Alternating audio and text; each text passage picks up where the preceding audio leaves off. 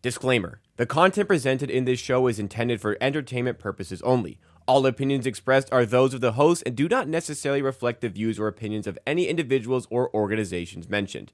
Statements made about public figures or entities are based on publicly available information and are not intended to harm or defame any person or business. This show relies on fair use of social media posts, which are presented in good faith for the purpose of commentary and criticism. Viewers and listeners are advised to form their own opinions. Welcome back, everybody. It's Circle Back here on the Circles Off channel, part of the Hammerbag Network and presented by Kalshi. This is the show where we cover the latest and greatest news that comes from gambling Twitter. And my goodness, gambling Twitter was filled with controversy and drama over the last few days. We had a huge controversy with the prediction market voiding NFL winning SGPs. We had a hot debate over the math behind how to properly play in Circa Survivor contest. We had an update in the gambling tax, which we talked about a lot on the show already this year, and a lot more for today. If you do enjoy, make sure you do hit the like button and make sure as well you are subscribed to the channel. But let's get into things. I'm your host here on Circle Back. My name is Jacob Gramegna. I am a creator and producer for the Hammer Betting Network. Down in the bottom left corner, as usual, we have Mike, aka Mr. Peanutbettor, who very much frequents these prediction markets and does well there. So it'll be interesting to get his takes over the course of the show today. Down in the bottom right corner of the screen, we have the co-host on Hit the Books, which is the college football channel here at the Hammer, which is Joey Knish. And up in the top right, we have Porter joining us once again of BA Analytics, paperhead specialist, according to his headline there. Porter, how you doing? Thank you for joining us today. Doing good. Looks like we got a lot of exciting topics to cover today.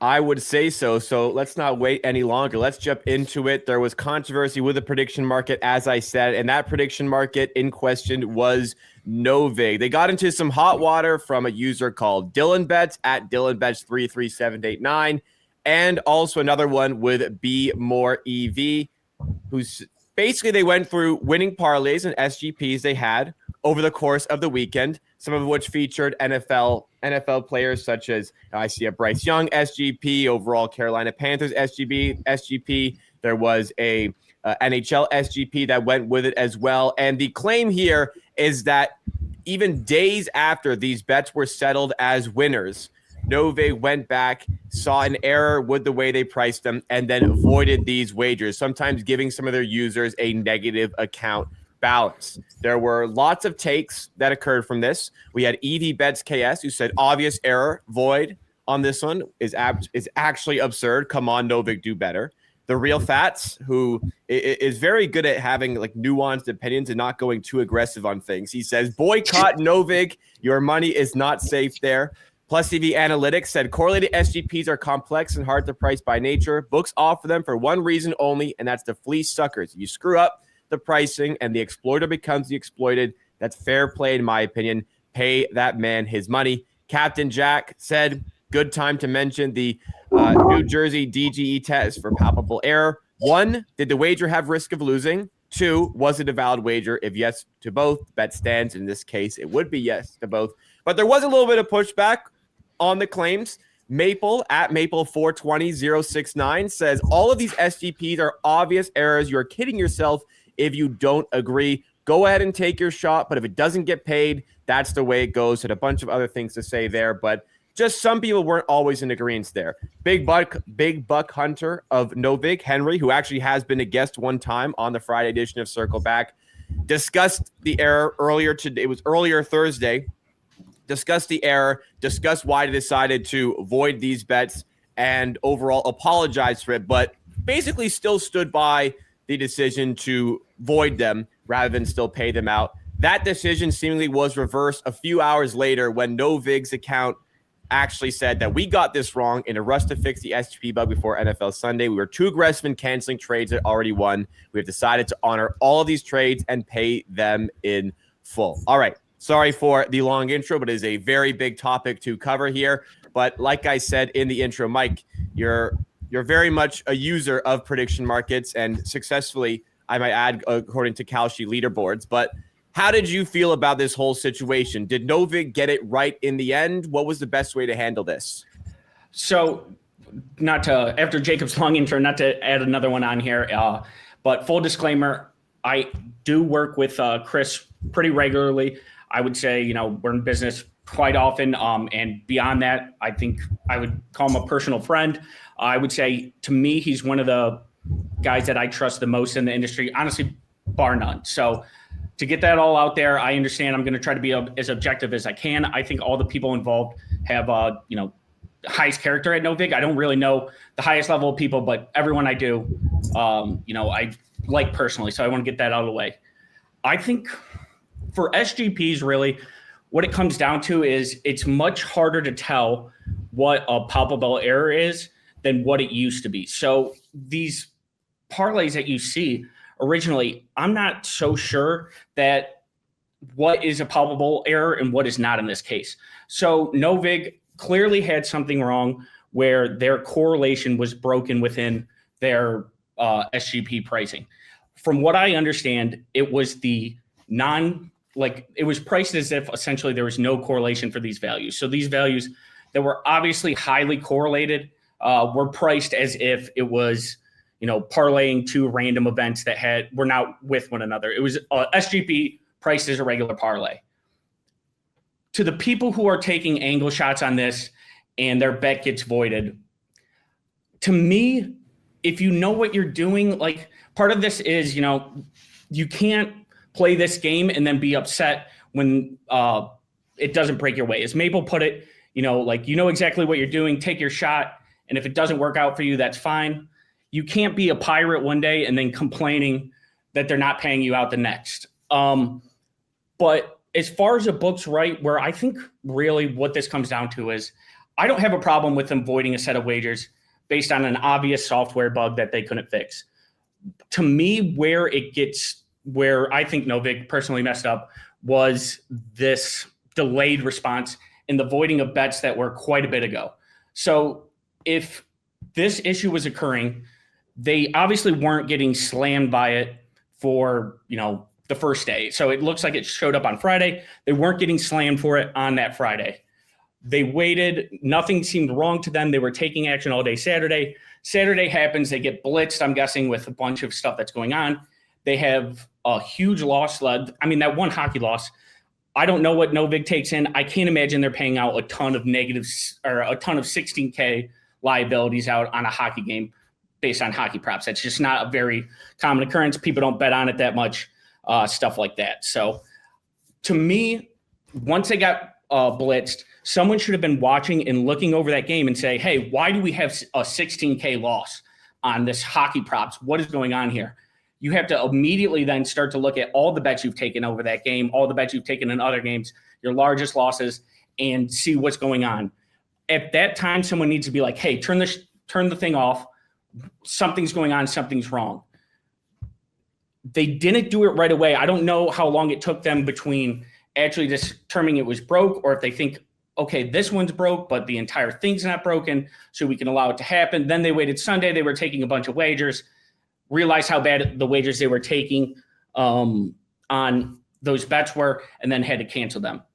So to me, I think Friday's bets, you didn't catch them during that time, you have to pay those out. You can't go back where we're going to start doing bets that are like longer than a week old. Well, if you broke a palpable error, I think there's kind of a window from when the first issue happened till when you can reasonably say, hey, we caught it and fix the mistake. If it's not within that opening window, then I don't think they should be voided as far as the winners. For upcoming bets, I still think it's fine that they voided them. But I think this really is a larger issue with SGPs now that books in general just have no idea what the risk is on anything. And there's things that are wildly correlated. They have these huge to wins.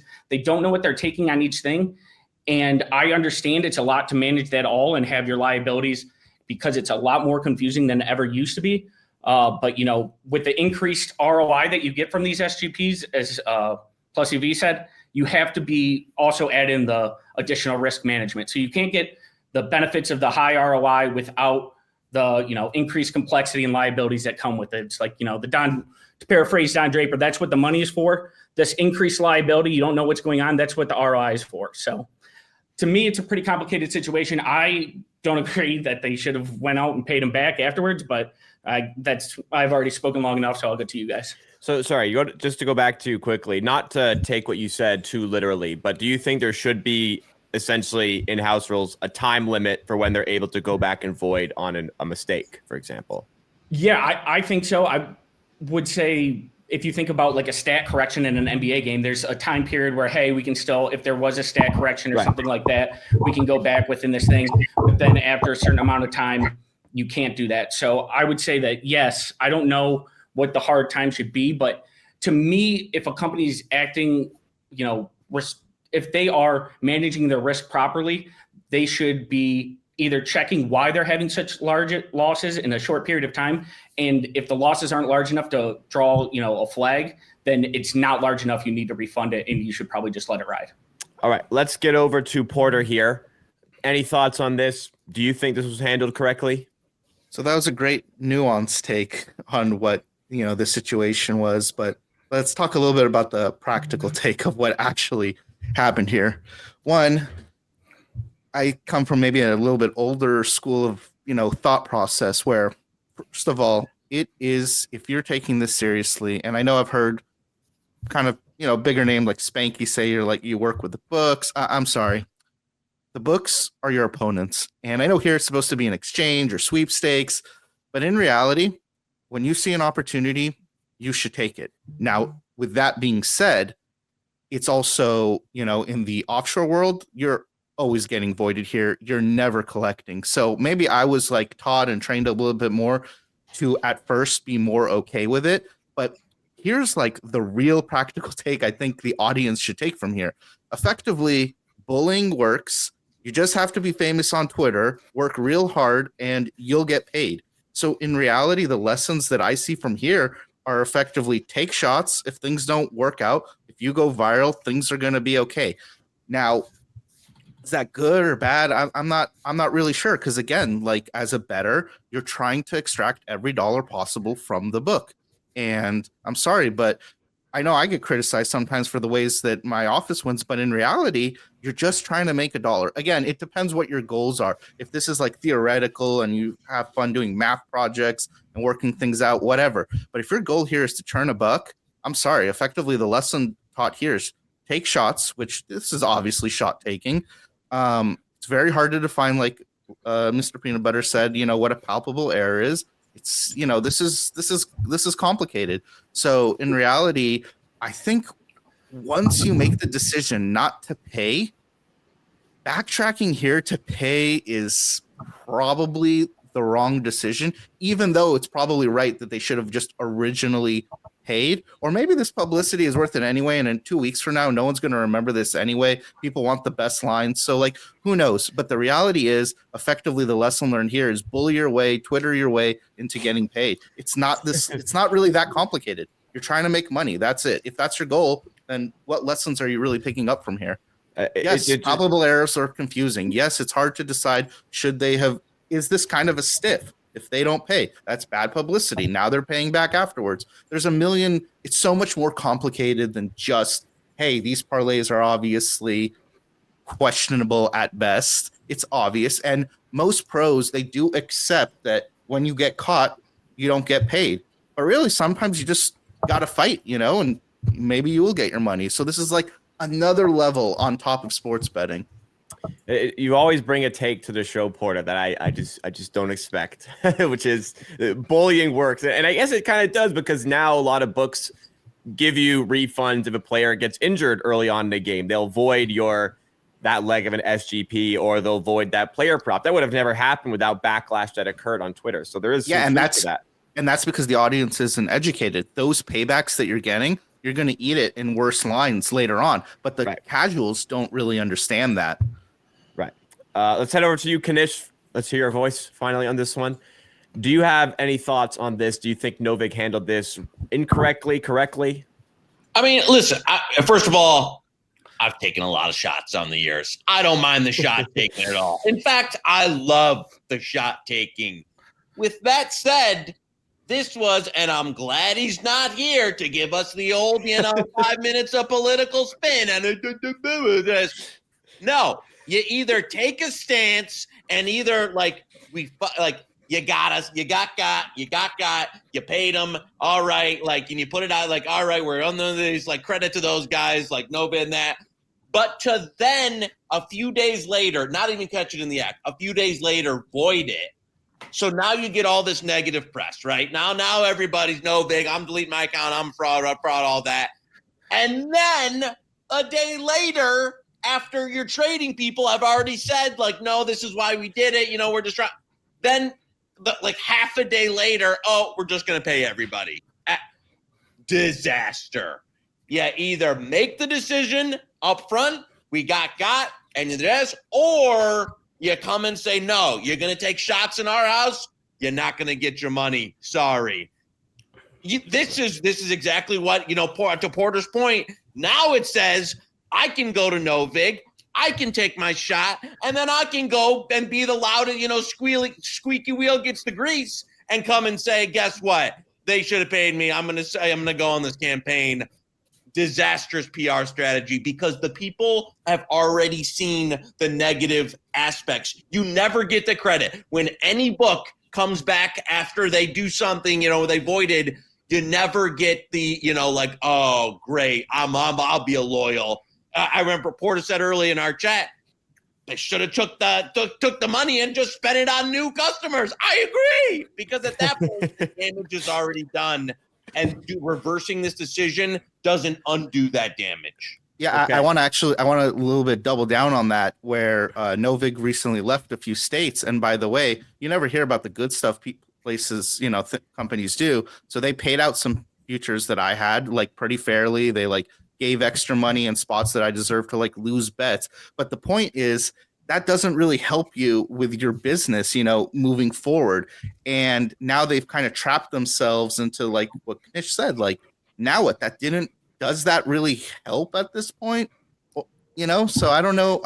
Oh, and you know what? I'm going to make some other assumptions. I think they left a few states, and they maybe had to give out some money in those states to a lot of the things. And then they got hit with a perfect storm right afterwards. So there's a lot of things that are, they had to leave California. I don't know what other states, but there's a few other states. So I think this combination of events might have rattled them a little bit, and they acted kind of, too quick made a few decisions. That's just some assumptions I'm making. So it's kind of like a perfect storm of bad things happening.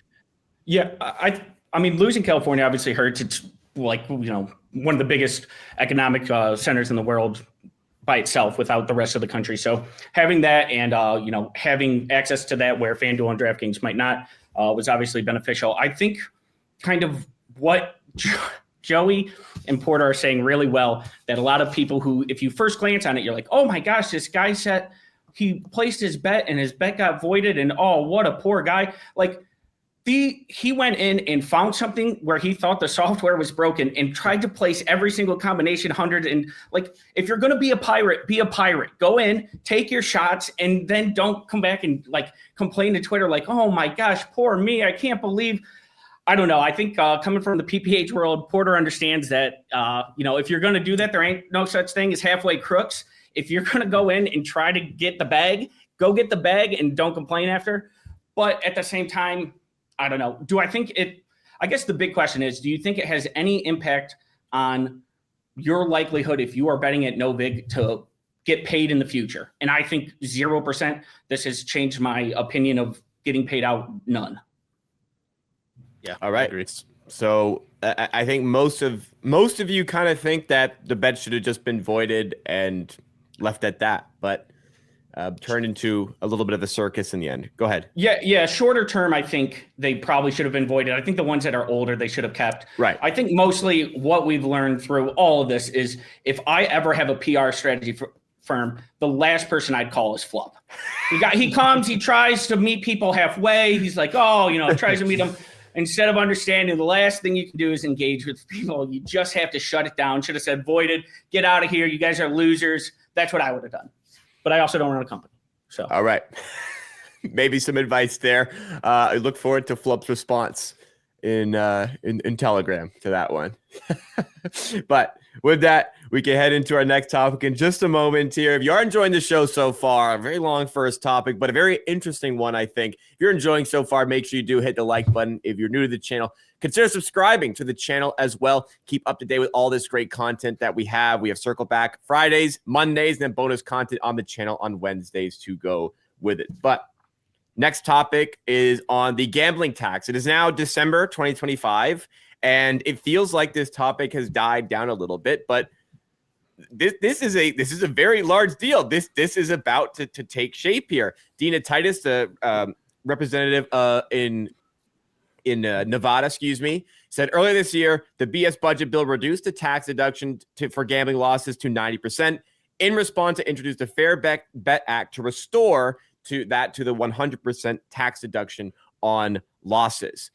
She's been working hard to try and get this repealed, to get this changed, but it feels like there really hasn't been any traction on this one.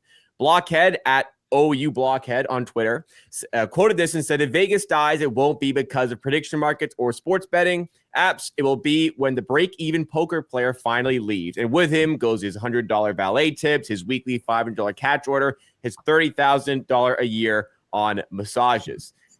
I pulled up the Kalshi market for this one, which has seen some fluctuation the last few days. Will the cap on gambling loss reduction be repealed? Now it's gone from like a yes, no to now when will it be repealed? Before 2026 sits now at 5.5%.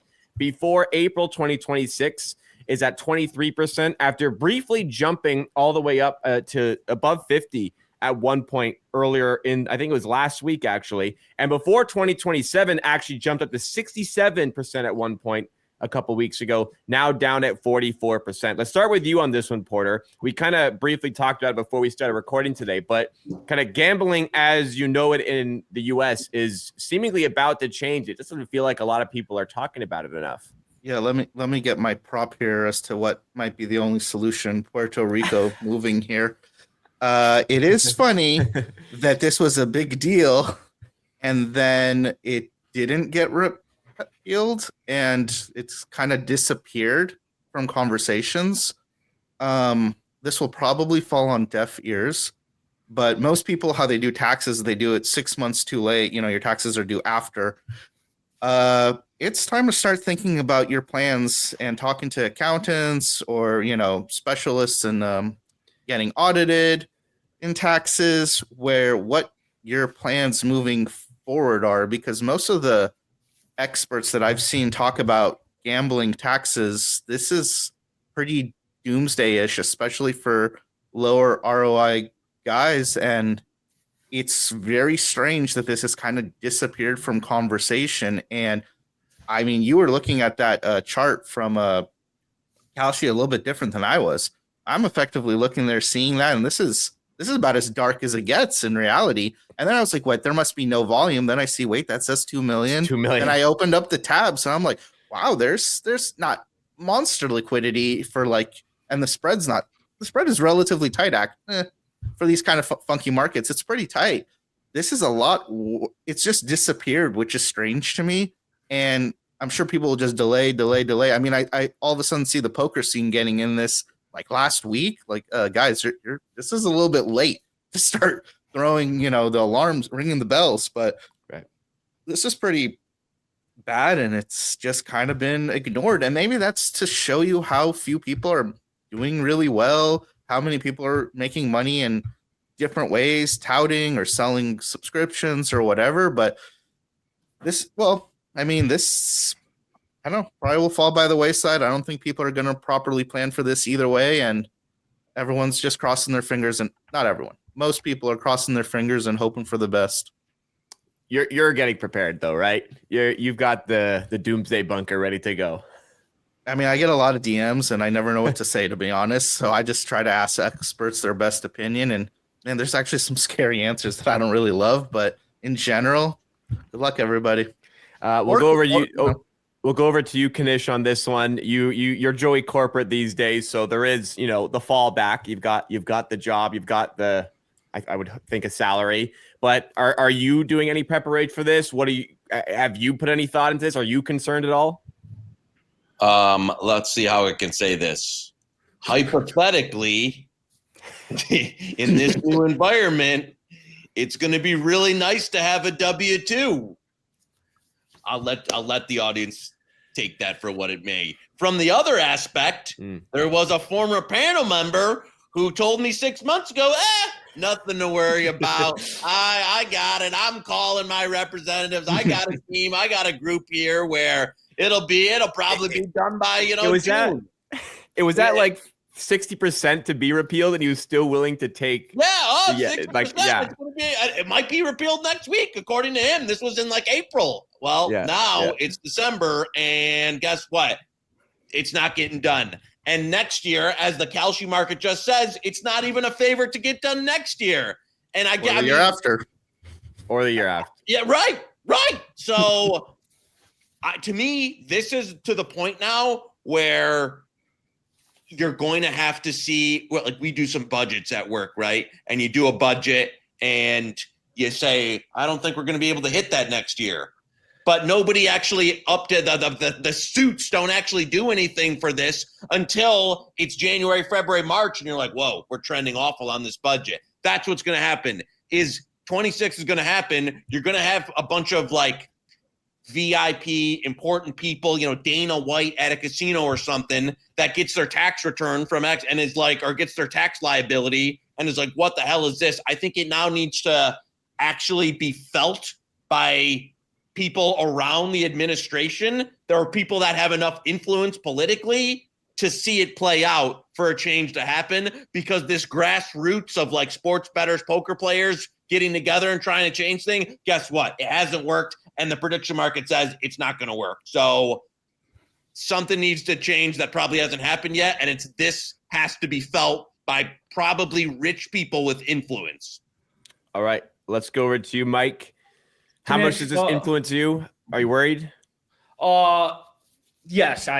The short answer is long-term, I am worried. I have some different ways I'm handling it in the short term. Knish, I was just, as someone who, hits a kiosk pretty regularly, when you get that cash back, how do you handle the accounting with all that in your taxes? Are you making sure, that you're keeping good record? So when you get all that cash back, that's definitely, not recorded, you're definitely making sure to record all of that and going to use that 90%, correct?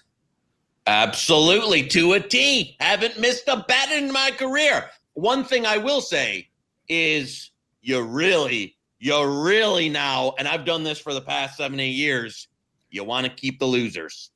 All of them. Keep them in I got bags upon bags of Ziplocs with all the losers in them. So if you're the guy down the guy at the end of the kiosk has some losers. You say, okay, hey, you got those losers. I might be going through the trash at FanDuel here with like a bag, putting all the losers in and putting them in. By the way, I don't usually give betting picks online, but I'm really liking this. Will it be repealed before 2026? No, at 94.5 cents. Lock me in for that pick, like hard. And I might have some. All right, yeah, I'm tracking that. It's a bond. I have money there, by the way, too. I'm not just randomly putting money behind my words. The reason I make that joke with Knish is that works pretty well. That astute record keeping works really well when you're in cash. And now it kind of seems like a lot of people's take is we need to do that, moving forward, and we have to find creative accounting. And it doesn't seem like anybody has found a solution other than, I'm really going to try to work around it to the best of my ability. And it, like Porter said, this was the biggest deal in the world. Everybody talked about it. And we, sports betting's over as we know it. And now it's 3 months later and it's still going on and nobody seems to care. So Puerto Rico has a 4% tax rate if you move there, by the way. I do your research. I think Jacob, can I, like Rick, you got an extra room? No, not for you. I think that one, you can turn your investments into Joey's. It looks like he's going to have a kiosk ticket business where he can sell those back off to you, have greater losses. But if you don't have that, and I'm not suggesting anyone commit tax fraud, what you can do is use a sponsor like Kalshi, and you can make money that way. Except now they are talking about, there's questions regarding that with Russell Fox. I don't know. It feels like the world's caving in. Nobody knows what the right answer is. And because nobody knows what the path forward is, everybody has kind of given up on it. And it's the ultimate apathy, doesn't cause a response. The big names in this are saying, I know there's a lot of listeners that probably haven't heard this, but the expert people are saying the prediction markets, something called the duck rule, something like that. This counts as sports betting, guys. You haven't found a way to I'm not saying that. I'm saying big names are saying this is not some way to circumvent this tax. So I will reference a recent interview we had on this channel where Rob interviewed Calvin and Hobo, and he talked about, maybe not specifically this example, but he talked about with regulation, the extra hurdles that have now come into place in betting. It just slowly weeds out more and more people from the field, in theory, making it easier for you to profit as a sports bettor. Now, this is a very massive hurdle, but do any of you think this presents an opportunity for someone to crack it and now take advantage of a much smaller playing field, essentially? Is that something that somebody could be thinking? I think the panel is going to say no, but I actually think yes, because the real serious people are probably much more nervous about this than the unserious people that don't really affect the markets. Okay. And they have less incentive to do something riskier than someone who's not going to get caught. If you're making a ton through various sources, you're going to be like, okay, is it really worth it to do whatever? If you're more scrape and buy, you might be willing to say, hey, let's take it to the best of my ability and I'll claim it as best I can. I think, one way that it could weed people out is if you don't have the resources to claim it correctly, or if you are doing any kind of, I'm going to call it a session or something like that, accounting. If you're just an individual who's trying to grind and make your way up, you can't afford an accountant to cover something that's a side hustle for you. So I think it's really, upsetting for people who are trying to build something, but probably does present an advantage to people who already have one, which is also depressing in a way, which is also probably a greater reflection of society and something we keep moving towards. Well, whatever your opinion is, Porter likes the no before January 2026. Will the cap on gambling loss reduction be repealed? 94.5 cents currently on Kalshi. Our presenting sponsor, you can sign up to Kalshi by going to the link in the description at any time over the course of the video or podcast. Or you can just simply, if you're watching right now, scan the QR code on screen. Thank you so much to Kalshi for supporting our channel and our content. Let's give some support back. You can support the show at the exact same time. Now, we can get into our next topic. There was a big debate between Clars24 on Twitter and Steve Fezzik. Now, no Fez November is over, but this one is coming up for the Friday show. We're not letting Rob, Jeff, and Kirk get a crack at this one. We're getting a crack at this one. So, to give you a bit of a background on everything here, it's a bit of a long one, so bear with me here. But Fezzik starts off by saying the media is way too results-oriented about Circa Survivor. And a bunch of people took big underdogs like Bears, Lions, Packers, Bengals. Bears happened to be fine because more than half the remaining entries were on the Eagles at the time. That was the Friday game after all three underdogs had won on Thanksgiving Day. But his view is that outside of that very specific Bears situation, those underdog picks weren't really defensible.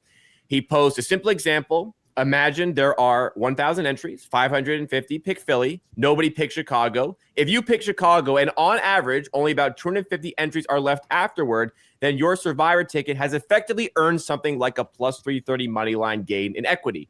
Clars jumps in and says, that logic is missing how Survivor contests actually work. You can't just look at the average number of entries left. You have to look at the whole distribution of outcomes, especially the tails where multiple popular favorites all lose at once and you scoop a huge portion of the pool. He posts a spreadsheet that models the different scenarios and argues that in that Circa week, the Bears and Lions had much higher expected value than the Eagles, once you account for field usage, tail outcomes, and future value. Fezzik responds that says the sheet actually supports his view on which favorites and dogs were worse, and the exchange basically ends with both sides convinced the other is missing a key point. So, big debate on that one. I mean, I just thought it was really funny that Fez said, feel free to correct my math, and then Clars corrected his math, and then Fezzik thought it was still supporting his initial claim. But anybody here very focused on Survivor? Any knowledge of Survivor? Mike, I was maybe going to you on this one. How did you feel about it?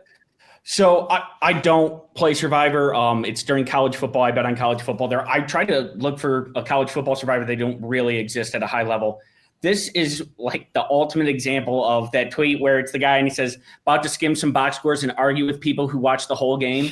Like Clars is doing all this work. He's coming in, showing Steve, hey, this is what you're missing. Here it is. Play out the distributions. Here's the EV, all this smart stuff. And Fezzik is like, nah, seems like you're wrong. I mean, it's just one of the all-time. I've dug in, Rob quoted it last week. I've dug in. I'm not changing my mind at this point. It doesn't matter what you say to Fez. He's not going to back down. He's not going to act like you won. This is the kind of strategy you have to have if you're ever going to void a bet. You need to go in, never listen to anybody else. People say arguing with the pigeon, or arguing with an idiot's like playing chess with a pigeon. He's just going to shit all over the board and strut around like he won no matter the results. It doesn't matter what Clars says. Fezzik's not going to change, and he's going to think he's right. So I don't know. I think anybody with a brain could look and see which side you want to be on in this argument, but I'll leave it to the panel if they disagree. So look, go ahead, Porter. Go ahead. Look, 20 years ago, I'm sure Fezzik was a winner. Like the market was different, the world was different, and he built up, these maybe friends and followers where he was the King Kong, like the alpha male. And when you have that ingrained for long periods of times, and you're really surrounded what I would effectively call like a lot of beta mindsets around you, it builds like this impenetrable wall. And the game has changed. I mean, even, I don't want to put it as simple as, I don't know where he got his I don't even know if actuary is a degree, if he has a math degree or what he has, but there's just no way 30 years ago, he probably got some degree and then he's like, yeah, I know what I'm doing. And whatever these new kids are coming up with, he's like, oh, that doesn't make any sense to me. And the game has just, not just sports betting, but like, he always digs into like he knows math, but he doesn't. Like there was the math right there and he just didn't understand it, and he didn't know how to respond back to not understanding it. So he used his 10-15 years of people listening to him, entrenched mindset, and it's just like, whatever, I'm right, doesn't matter what you post, what you do. So it's like, I don't know, he was a winner, I'm sure, and the game has changed, that's it, and it passed by him. And some people are able to adapt. Usually old age makes it harder to adapt, but it's just this obvious of he was used to some things a certain way, and when he spoke and said something, I'm sure 10 years ago people disagreed with him then too, but he was probably a little bit more right. And his confidence has just built over time to, it doesn't really matter what you tell him. Doesn't matter if he's down, I don't know what he's down now, like 100 units. None of that stuff really matters, because in the past, he was always able to sort of dismiss it and convince his audience. And the game has changed, the world has changed, and that's it. So he's just going to be who he is, even though the world is changing. That's it. I think it's a really good take, but I think you fail to consider that Fezzik, even if you count the really bad year he's having, over the last 5 years, he has won. And I think you're failing to consider he's a 5-time contest winner. So maybe he is right about this one. Is it 7? Sorry, it's 7. You have to count a few with, there's please Jimmy, don't sue me. I'm sorry, it's 7. Please do not sue me. Knish, you're a big fan of Steve. How do you feel about this? I mean, like Dave said, that you will never hear like he's the sky is blue. Nope. It's a light blue type of guy. Never admit, even though Clars went as far to give you like a novel here and a full breakdown of the math, he just comes back with like, nope, no, that's not it. No. I don't think Fezzik can understand what it says. If he's listening to this, he's going to pretend that he does later, like maybe punch into ChatGPT. But the truth is, he doesn't know what to say back to this, so he has to revert to his like attitude of "I'm right, that's it." Doesn't need to use facts; those things don't matter. Yep, I'm with you. I got nothing but to say, but like to add a degree here. Just it's a classic Fez interaction. And I already missed No Fez November. A quick PSA to all the actuaries out there. Clars also an actuary. We have to stop actuary on actuary crime. It's really come to us. I mean, no actual crimes. It's just a bunch of nerds arguing about math on the internet. But I just really, really feel bad for a former FSA actuary, Steve Fezzik. I do have to give Clars some credit here, because even when he put in all this work to show the data, show the math, He was able, after Fez said, nope, he was able to say, you can't be serious. I'm done trying to help you, and leave it. He was able to just shut it down and say, it is not worth the extra effort for this conversation anymore. So I give him credit there. Well, we'll move on. But before we do, let's hear about the college football show we have here at the Hammer Betting Network. We're heating up. We're heading towards conference championships. We had Brad Powers on the Hammer Daily yesterday. We have his co-host here with us today, Knish. We have Hit the Books coming tonight, 5 p.m. Eastern time, and we still have some Saturday content as well in the form of the halftime show. Can you give us any insight into what to expect out of the content in the next couple of weeks? Oh, we're locked and loaded for conference championship weekend, baby. The weekend you don't want to miss, getting you right, locked and loaded for the playoff rankings. We're going to find out who's in, who's out. We'll break it down on Monday. We're going to break it down Friday for the conference championships. Then Monday, we'll talk playoff rankings. And then Friday, we'll talk playoffs. Going to be the best college football content on the market with the godfather of CFB, Brad Powers. Can't wait. The chat is always live. Look forward to it. Hit the Books, the best college football show on the internet. And as a reminder for everyone, if you want to catch Hit the Books, you can go to the link in the description. I have all of the other channels we have in the Hammer Betting Network linked in the description, such as Hit the Books, which is live at 5 p.m. tonight. That's Friday, 5 p.m. Eastern time, as it is every Monday and Friday. Now we can move into that next topic, which I have dubbed an unlikely whale in this space, because it was revealed that we had somebody as part of Nigel Farage's camp was a front man for Tony Bloom's betting company. Tony Bloom, the chairman of Brighton Hove Albion in the Premier League, has earned his fortune through sports betting. He's very successful in his work as a chairman as well, might I add. But high court documents allege that George Cotterill, I hope is how you say it, a close ally of Nigel Farage and prominent figure in Reform UK, acted as a front for that major gambling syndicate known as Star Lizard Betting Syndicate, allegedly used Cotterill's online betting accounts to place large-scale bets. The filings come from a dispute between Bloom and former associate Ryan Dudfield, who claims he is owed up to $17.5 million from a profit share agreement, and the syndicate makes around $600 million a year. Documents claim Cotterill received 33% of winnings, while Bloom's syndicate covered any losses. They also reference Cotterill's past wire fraud conviction and allege he attempted to recruit UK clients to offshore crypto gambling platforms. So I don't know. To me, it feels like for the common person who isn't as aware of sports betting and the fact that people can win enough that they can no longer place wagers in their name. Like the concept that you can't bet on on a market that a sportsbook is offering is very foreign. To me, this is just maybe an unlikely connection, but this doesn't feel like a very large story to me, like maybe other people are seeing it. But let's head over to you, Knish, maybe because you put it bluntly, some experience maybe in this sort of space. Do you agree with me? Do you think this is a big deal? I mean, I think I think it's a great connect to have. I found an interesting story here. I think part of betting at that level, if you're going on like the Tony Bloom scale, is to have insider information at the highest level. And who better than, especially in the new era of prediction market betting, where it's not just like, having somebody inside your sports league. Now it can be, now it can be politics. Now it can be, Google for a search engine. I mean, we're basically monetizing the globe on every type of, insider trading is long dead.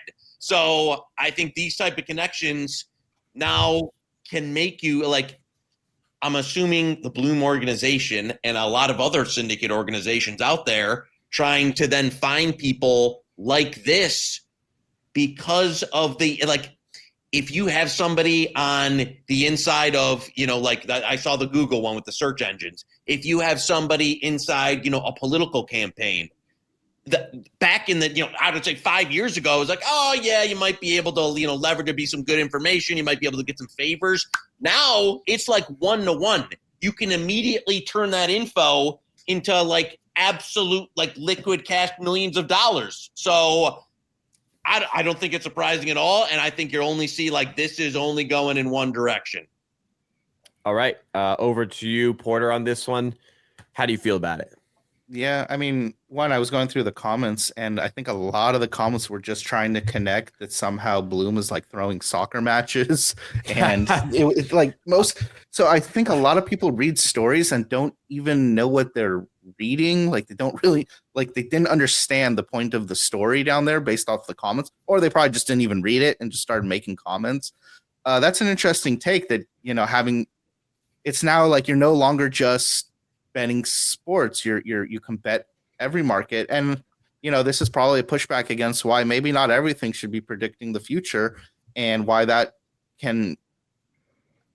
Once market makers become bigger, they're going to have to make decisions on certain markets of what to market make for and what not to, and there will probably be some type of test as to, hey, is this susceptible to insider trading or not. On another note, I just want to say I've spoken to traders at Star Lizard, and the stuff that they tell you, it's just honestly like crazy. I think a lot of the skill that Bloom or his organization had was just convincing people to get down huge for them because of their name. Because some of the stuff that I've spoken with, where they want these tiny markets and crazy large bet sizing, and then you like ask them, hey, how good's your stuff? And they tell you like 2%. You see this like crazy disconnect from like Europeans coming in and speaking with Americans at events about like what's good, what's expected, what's not. And they have a very different view of sports betting than a lot of people in America do. But again, I guess people just don't know who the big players in this industry are. And for people, this was like the first time to see that Tony Bloom, which is effectively the number 1 or number 2 biggest bettor. So it is kind of strange to see people have no idea what this is. But then again, a lot of people are clueless in this industry, especially the casuals, and this connection of, hey, wait, people can't bet on their accounts. That's weird. Why? But then they never take it to the next step as to why. So for the replies that say he's throwing soccer matches, he has done like the turnaround the club have had under his tenure as chairman is truly unbelievably remarkable. So very, very much doubt there's any chance there's anything in regards to that. But on this topic, what do you have to add, Mike? To be honest, not much. I don't really. The actual business side of sports betting is where you can really become the mega wealthy, and that's not in my bag, as the kids say. So I don't know. Not really. Right. No comments. No problem. We can move. And before we do, reminder, if you're enjoying the show so far, make sure you've hit that like button. Make sure you're subscribed to the channel. And if you have any opinion on anything we talked about during the show today, comment it down below. Sometimes we'll feature them in their own segments on this show as well. It's been a couple of weeks since we did one of these, so nothing for this week in terms of the comment, but perhaps we have one next week. You can blame the lazy Americans for taking Thanksgiving off and not giving us Circle Back Friday last week. But we're back to another topic here. Started with Jonah at Stakes_Royale, who said, if I started over again and had sub 20K bankroll, I would find a sharp and give them my account. Zero regrets, but the amount of time I could have saved, what I made my whole first year of betting could have been made in a week via free roll. Hashtag not an ad. Now, I usually pick the person I want to lead off topic, but Porter, you were very interested in taking this one first, so have at it. Yeah. Well, first of all, that's an ad, but not an ad that he wrote at the end. Good one. But I wanted to lead off with this one, and this is by far my favorite slide that I've been a part on a show. This slide is the epitome of understanding what you want in sports betting. So if your goal, and I believe quite a few people's goal, is to make money, then they really should think about who they are as a person. And who they are as a person. Are you an engineer? Do you have a mathematical background? Are you a networker? Do you have the gift of gab? Are you able to make good connections? And the moment you understand who you are, then you get to make the best decision possible in this industry. You get to decide how to actually make money. I want to share this with the audience. If I started again, and by the way, I had a very slow start in this industry, I would do this. This is what I would do.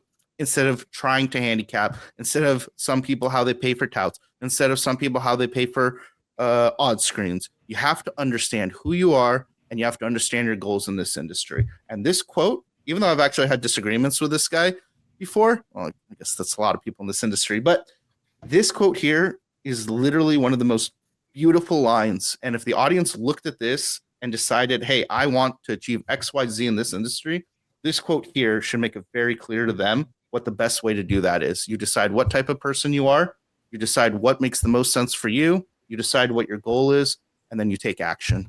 And for most people, the right action is not to sit it behind an odds screen. The right action is not to find, because there are some winning touts, it's hard to like use their information. It's not to try to figure out who the touts that win are. It's not a million things. It's just sometimes as simple as me as an individual, I have the gift of gab, I'm a networker, this is the right thing for me. And by the way, this, while some people say it's not sports betting, this is the business of sports betting. So it's another segment, and they shouldn't be ashamed of it. When you collect at the end of a month, when you're working with someone, or the end of a week, you got that money. Whether you were the person putting in the bet, whether you were the person using the odds screen, if your goal is to turn a profit, this is the same thing. So don't let people shame you when you're like, oh, you don't know anything about sports betting, you don't know what you're doing. No, just like some people in here consider touting a part of sports, but not in this chat, on Twitter, consider touting sports betting, consider affiliate sports betting. If at the end of the day, your goal is to make money and you've identified that your best skill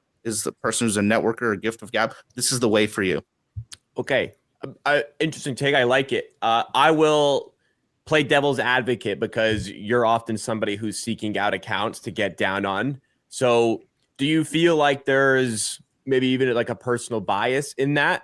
Like, I'm not saying you're fishing for accounts. Check this out. So I'm willing to say in 1 second, if you are a winner, you are a person who's going to churn profit and you have the time to do so. Remember, time is also an important factor in this. You should not be handing accounts off because accounts, you're going to lose the accounts.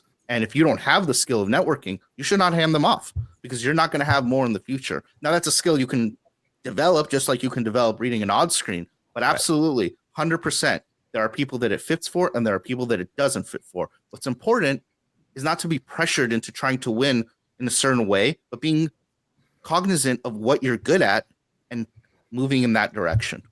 Interesting. I like it. Mike, do you agree, disagree? Coming into this, I thought for sure I was going to disagree with what Porter's going to say because I thought he was going to agree, just sell over your account. But I think what he said about knowing what your skill set is and knowing where your strength is probably the most true, way to look at this that you can. You have to know what you're good at. Why are you, just like you need to know why you have an edge in an individual bet, you need to know why you have an edge in whatever you're doing to make money in the stack. So if you are someone who wants to kind of come up with numbers, to do projections, originate, I would say actually it doesn't matter how much money you get. You need to use those accounts. You need to go through the pains of winning, losing, etc.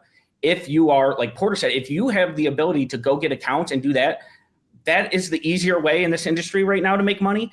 And I would say that there's a lot of people who worry about the way they get it. And they, I'm viewed as honorable or not honorable, but there's, a prestige that comes with, I can beat this, whatever line, I beat main markets only. I bet game day only. I used to kind of think, oh, he beats whatever garbage markets. Now I'm like, oh, you got down on garbage markets. Good for you. I think that people really, they want to try to win in only the way that they want to win. It's like, the Jeff Van Gundy quote, every player says they want to win, but do you want to do what you have to win? So if you say you want to be an effective bettor, or you say you want to be part of an effective operation, you have to know what your skill sets are. And for a lot of people, yeah, you should hand over your accounts. For others, maybe not, but deciding kind of where the value in an account is something that, you have to be real honest with yourself and, be constantly judging. All right. Over to you, Knish. What are your thoughts on this one? I got nothing. I thought that was well summarized. I thought, you got both sides of the play there. And I don't have anything, particularly good to add. All right. Well, we all have our own skill sets. We all know our skill sets, they said, Knish. So we can move into the next topic on this show. Before we do, let's hear about the Discord that we have at the Hammer Betting Network. We know the Hammer is truly like a family. Familiar faces, inside jokes, and the one person that everyone likes picking on. Well, here's your chance to continue the conversation. Join our new Hammer Discord, a chance for us to discuss all the games and news, share our favorite bets, and interact with your favorite Hammer creators. discord.gg/hammer to join now, or visit a link in the description. Next up, we have a topic that was brought up by CEO of the Hammer and panelist on the Monday's edition of Circle Back, Rob Pizzola, who said there is no sweat in sports betting quite like an NBA big man over 0.5 assists. Every touch, every handoff, every kick out, it is such a rush. You're living and dying on a single pass for 48 minutes. Uncut Gambit Gems replied and said, if ever something were to spark the debate about whether an air ball falling into the hands of a teammate for an easy bucket was an assist, it would be something like this. You keep chucking those threes, 7'3" Donovan Clingan. Everyone else, please make your way to within a foot of the basket and pray for the best. Mike, you bet a lot on NBA. You do NBA player props. But do you feel like this is the best sweat in sports betting? If not, what is?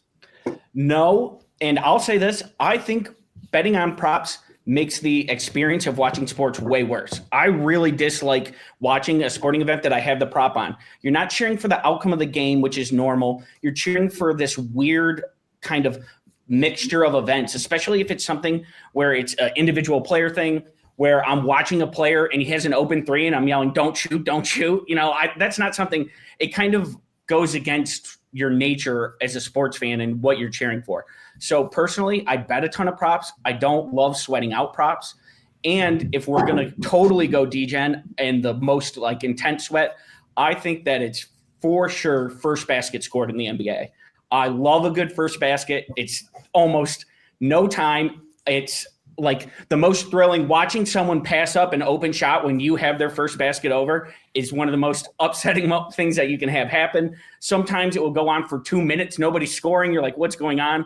Absolutely love it. And I think the longer the bet, like I think Rob described the worst sweat you can have. It's 0.5 the entire time. Like what the hell? Who wants to watch that? Oh, you get to be nervous the entire game. Nothing good to happen. Like, my God, I can't believe that that's his take. I think honestly, he might, if he wanted to come up with a worse market, I'm not sure he could.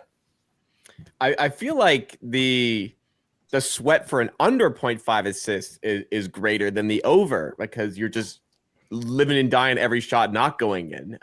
Knish, what do you think is the best sweat in sports betting? Do you think I don't want any part of that, either over or under. Like the one guy, you're like watching the guy. I kind of agree with PB here, just in terms of like, especially on something like random like that. To me, I prefer something with a little bit more juice, like a first touch where you're getting squared up, where like you got a 50-1 first touchdown score or something. Teams in the red zone. It's some like rando tight end. You see him going like two tights. They're running like the jumbo package. You're like, please play action. Please play action. Something that gets a little bit more like an SGP standpoint of like, first basket core going to be a 3, something like that. So to me, I'm with Mike of like, I don't want the full game, like, potential misery of any type of like sweat there. Give me something that even has a little bit better odds. It's a little bit more fun. That seems awful. I have to say, I have a tweet I just pulled up. I remembered it from Peanutbettor, December 17th, 2024. Betting under 0.5 threes is the worst sweat in sports. Anyone who bets this and isn't a professional, so semi-professional bettor, is an absolute psycho. So essentially a very similar bet, and Rob's saying it's his favorite. So I think maybe we do a test here, figure out what's going on, in the old noggin for Rob. So I think Rob's been betting a long time. So I think what he meant by this tweet is this is the number one anxiety bet. So if you really want your cortisol level peaking and you really want to feel alive, this is the kind of bet. By the way, we do these bets all the time, and it's like the most painful, but maybe that's what, makes you alive a little bit when you're feeling that like, bringing out the max emotions, when the event happens or doesn't happen. That's fair. It does say there is no sweat in sports betting quite like this, which is okay. I guess there's truth. I guess I read it initially when you say there's nothing like this. It means it's like the best, but I could see the kind of point there. I do like a first basket bet. Like I did want to mention something, to touch on something PB said. I would say betting on props really, really corrupts your viewing experience. You're actually watching, because I have a hard time watching with friends sports, but sometimes they'll watch and they're like, "What are you rooting for?" And I can't even explain. I'm not even watching the same game they're watching. Like, think about an NFL game where your QB has a couple rushes and they're like, "What are you sweating?" Well, I'd like them to be up by 7 with less than 2 minutes left on the clock so they can kneel 3 times and he can get -5 yards and then I win my prop. And they're like, "Wait, what are you watching?" You know? You're doing the weird game state math in your head where you're like, well, if he scores, is that actually better for him? Like on the other thing? Yeah, I think people talk about, does betting, does people betting on sports now, will it ruin their enjoyment of it? I do think there might be something to betting on props ruining, because you're no longer cheering for the things that we've always been cheering for, which is a win. Your incentives and the players aren't aligned anymore. Just bet so many props that like each outcome doesn't really affect your bets enough. But it's a beautiful comment. You are fundamentally watching a different game than the casual person when you're betting on props. You are rooting for things that are unnatural in the flow of a game. Often. I think my favorite sweat is a first touchdown bet. I don't think there's like a prime time first touchdown bet. I think that's my favorite. Like just the rush, you're in the red zone and you have third string tight end. You see him come into the game for a snap. What a rush. He may not even get the ball. So not the no TD bet.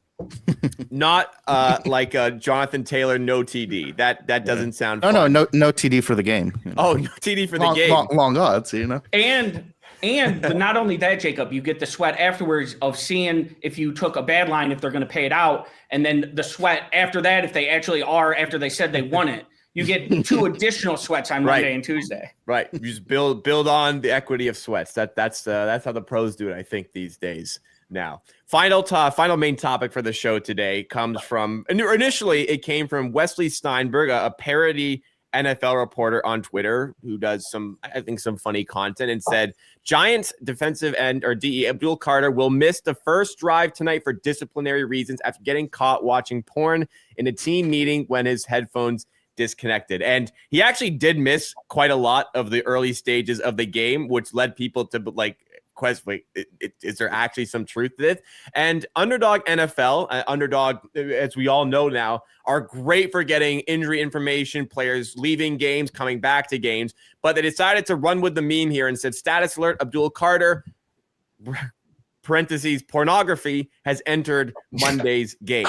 And a lot of people found it funny. Some people, like Carter Donick at CDonick1, says, I don't think a super famous betting account should be tweeting misinformation from obvious parody accounts just because it's funny. I saw you laughing a little bit, Mike, there. Knish, you kind of chuckled, but let's start with you, Knish, on this one.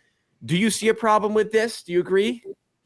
I mean, I listen, I got a little chuckle out of it. I got a good laugh, when it happened. I think this is maybe gripping the club a little tight on, Carter's part here. I don't mind, like, if they were just blatantly tweeting, like, something false, or they, like, like one of Spanky's crew is tweeting something that they picked up and then that it, like, from a burner account and it gets tweeted out like that, sure. Then I'd be like, yo, you got to correct that. This, like, I mean, a little bit of a harmless joke here. So I'm not going to come down too hard.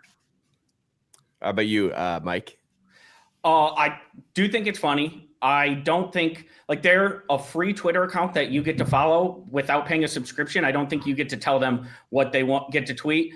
At the same time, it would annoy me if I was following that account for news and they tweeted this. I have fallen for, they've done this with NBA before. And, back in a young PB's life, he was a bit of a, green bean, as you would say, at some of the Hall of Famers sportsbook down there. And I have gone and immediately tried to launch and then wait, like, what did it say? So I would be annoyed if I followed them, but they still can do what they want, and it is kind of funny. So I am good on all accounts here. How about you, Porter? Yeah, sport betting season, NFL season, they do lots of sports. It's a long grind. So sometimes, someone's just trying to be a little funny, trying to take a little breather. I think sometimes it gets lost, like what a lot of these companies do and how much work there probably is to be done to be good at whatever it is that you're doing. So, give them a little break. But I would be annoyed. Notifications too are just running this industry. For some reason, they've allowed it for free for no, like, I don't think anybody can complain at what Underdog has given the semi-casual or semi-professional bettor where they are able to get information just on one Twitter account. Like it's really become the prime aggregation, and it's some daily fantasy thing where it doesn't actually benefit them. So if they want to make a porn joke every once in a while, let them go. I see both sides of it, but I'm also chronically online enough to know this is clearly a joke.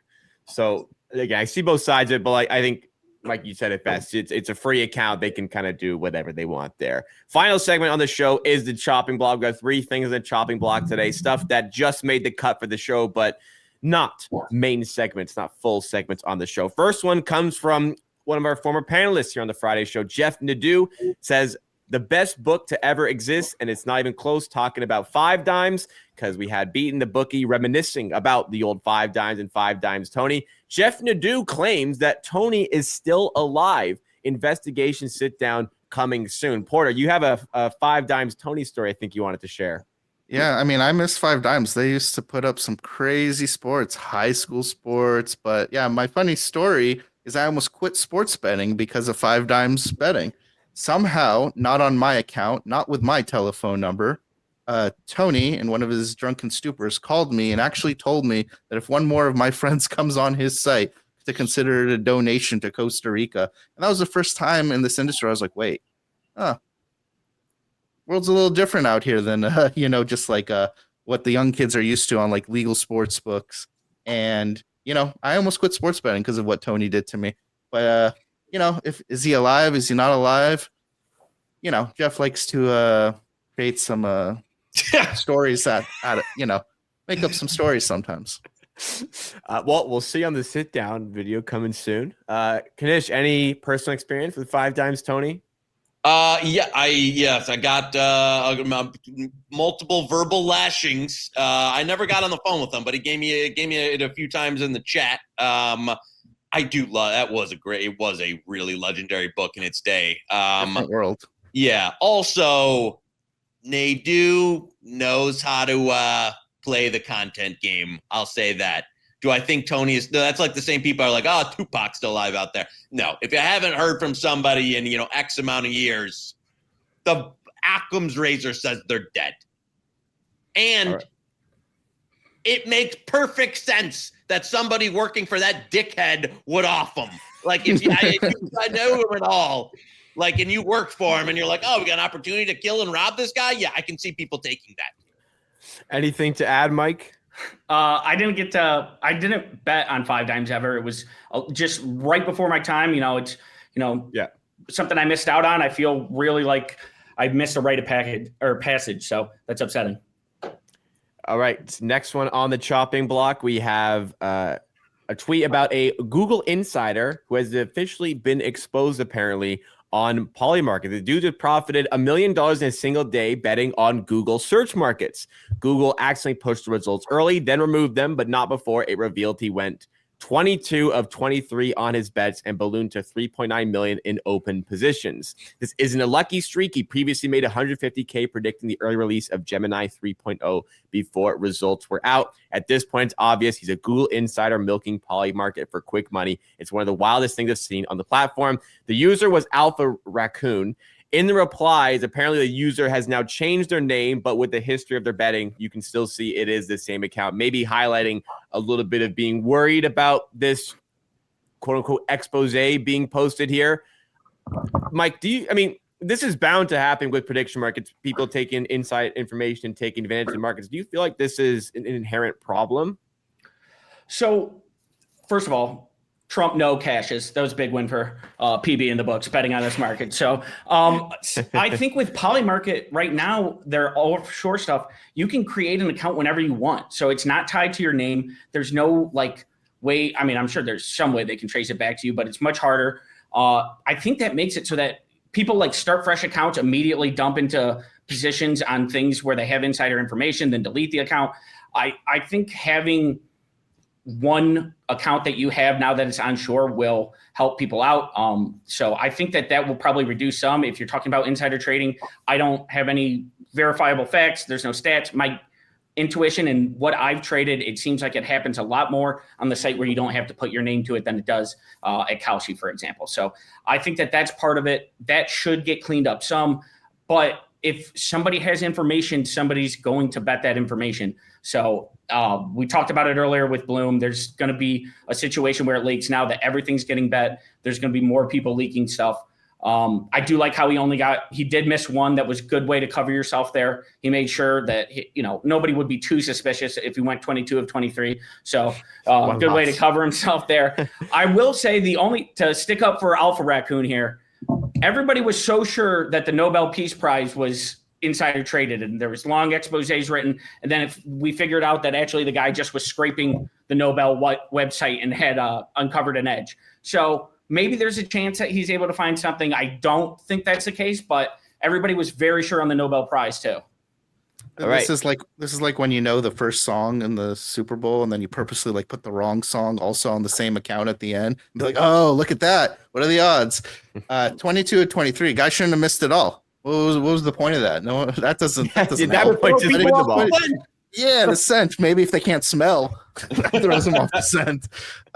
Yeah, I mean, I think we're still, to be honest, we're just still kind of in the wild, wild west of prediction markets. And I mean, this is people's sign of one, be careful. Two, read the rules of what these sites are these markets are saying.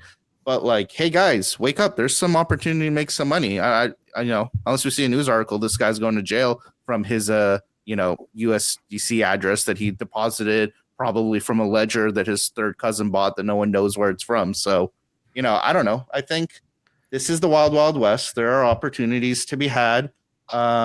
Effectively, my guess is in the 1930s, 1940s, I don't know when, this is probably what the stock market looked like, in the very early days before regulation. And I know it's regulated right now, but this is the beginning of an industry that will go through changes over time. Hey, but this Knish, doesn't look good. Your thoughts, Knish? I mean, I respect the hustle. I'll say that. If I had this info, it'd be very tough not to. I mean, also, I don't know how much this guy's making, but 1.2 mil in a short period of time. I don't know how high up he is, but he's probably doing a lot better than what the salary they're paying him. So, he also probably wasn't thinking some fuck on Twitter is gonna out now. Oh, my screenshot my beds, and now if I'm Google though, I'm probably giving this guy a ping. You're probably doing some investigation. Say, sir, we're gonna have to let you go. So I don't think he's doing anything illegal, but I don't know if he's gonna be working at Google much longer. Yeah, that's an interesting take, by the way. Is this something, by the way, when a company, some companies are too small, it doesn't really matter, but this is Google. So is this even on Polymarket to really adjust? This is an internal leak that makes Google first and foremost look bad. Secondary, I think Polymarket look bad. So when these big companies have this, is this a Polymarket scandal or is this a Google scandal? Also, if you're a top-down bettor, I would say there's opportunities in trying to figure out if you can pattern match and stuff like that, read markets better than, some dummy like me can. So for the top-down guys out there, it's kind of a whole new challenge with these markets kind of, adjusting and seeing how they're moving and stuff like that and finding the signal and the noise. So it is a lot, it's a lot more like a stock market in the sense that the past trade history you can see much more clearly, which makes it more visible. Can you see what people have pending bets on Polymarket? Yeah, you can see the account, but it's not tied to anyone. So, but you can see one person has 80% of the liquidity in no, or has accumulated. I can see if Domer was on no Trump, he was. I hopefully can say that he was one of the top accounts on no. So I was reading through who had yes and no in that market. So I did see him, or not him, but other accounts, and kind of check out what they were betting on before. So wouldn't it make more sense? Why give this information out? Why not use this to bet on Google Trends?